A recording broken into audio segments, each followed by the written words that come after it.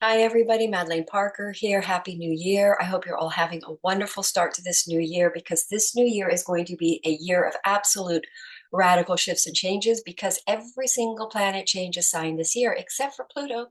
Pluto is already at 0 degrees Aquarius, which is interesting because that's the only planet that's in its sign that it's going to be in all year long, and it's at that 0 degree Aquarius, which is literally the dawning in the age of the new era of Aquarius. Like it's upon us, like literally right now. So every single planet is changing sign this year. So we're going to have Saturn is going to move into Aries, Neptune is moving into Aries, the nodes are going to move into Pisces, and the south node into Virgo. Then we're going to have Pluto stays, like I say, in that 0 degree Aquarius, but we're going to have Uranus moves into Gemini, which is going to be rapid developmental media, technological, electrical, rapid growth in all those fields of technological field of media and electricity and communication. And then we're going to have Saturn, I said, moves into Aries, which is a whole nother energy to talk about.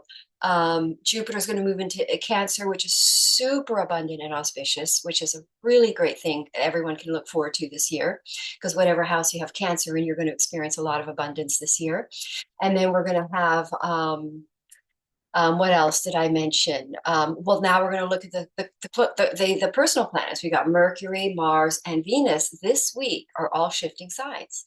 So that's a real indicator of the year ahead at how energetically shifting things are going to be. It's like 1 minute things are like this, and then the next minute things are like this. It's very, we're really leaving an old era behind. We're in between two eras. So this week, we've got Venus moving into its exalted sign of Pisces, which is extremely, really positive, really abundant, a really good energy for the beginning of the year, where people will experience because when Venus is an exalted sign, Venus is a very positive planet of good. It's abundant money. It's about pleasure. It's about beauty. It's about things that make us happy, and it's about our relationships.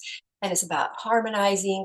And Venus is a kind of a material planet, but when it's in Pisces, it really enjoys it has a more spiritual pursuit, or shall we say, inner soulful, um, the word meaningful, rather than just the material. And then you have all of those energies coming together make sort of the perfect mix, right?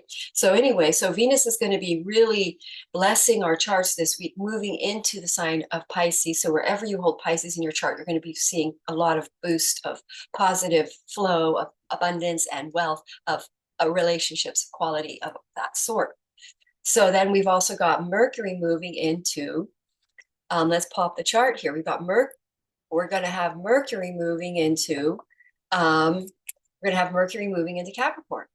And so Mercury in Capricorn, wherever you hold Capricorn in your chart, you're going to be communicating very clearly and making plans and being very, shall we say, long-term planning or creating structure. Or if you have Mercury in your 10th house, you're going to be very focused on your work.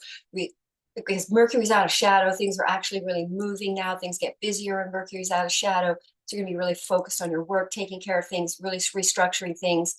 And if it's in your 7th house, you're communicating with people, a relationship, creating partnerships, signing agreements, making long-term plans.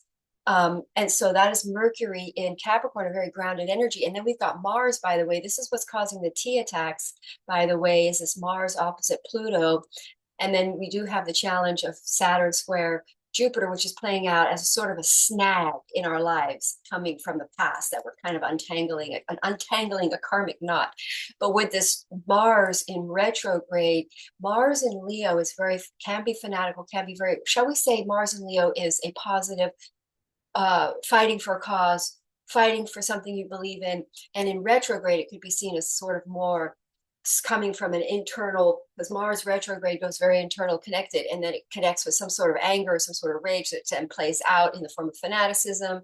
And then we've got Pluto in Aquarius when that T attacks were happening in New Orleans and in Vegas, where we're seeing it was in public, modern technologies. It's rebellion, it's a statement, it's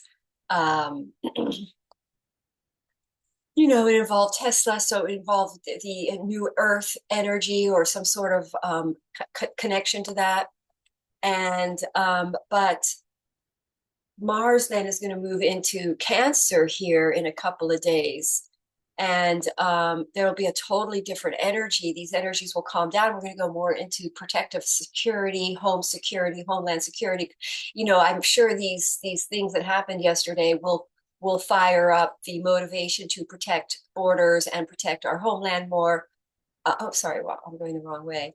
And so here we have Mars moving into Cancer on this January 6th, and then Venus will have already been in Pisces, and Mercury will have already been in the sign of Capricorn. Oh, no, it's not. Actually, I take that back. Mercury goes into Capricorn here on the 8th. So from now until the 8th, we're going to see a lot of energy shifting, which is a real precursor to what we're going to be feeling the rest of the year when Jupiter shifts into Gemini, Saturn moves into Aries, and those are going to move into Pisces. I mean, wow, stay tuned. We'll bring you more information soon. Okay, thanks for watching. Have a great day. Namaste.